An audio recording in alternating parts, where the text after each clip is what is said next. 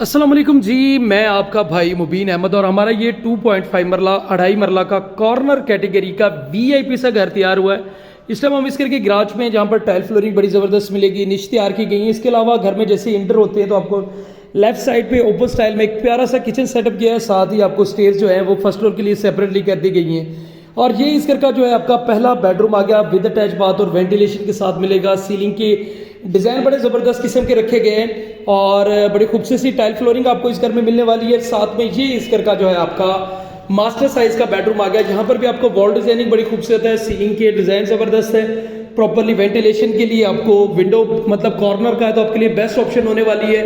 और सामने आप मीडिया वॉल यहाँ पर तैयार कर सकते हैं। और ये कॉमन वॉशरूम जो कि दोनों बेडरूम से आपको एक्सेस देता है, मोटर लगी हुई मिलेगी, गीजर वाली वायरिंग है। और ये इस घर का जो है आपका वॉशरूम आ गया जिसमें सीट की ऑप्शन है, प्लस बेसिन शावर तमाम चीज़ें ऑलरेडी इंशाल्लाह इंस्टॉल मिलने वाली हैं। सिर्फ और सिर्फ 32 लाख रुपए इस घर की डिमांड, जो कि टोकन पे निगोशियबल है। अबू बकर होम्स हाउसिंग सोसाइटी गजुबता आलू रोड लाहौर में घर वाक़ है। बाकी मजीद डिटेल के लिए चैनल सब्सक्राइब करें।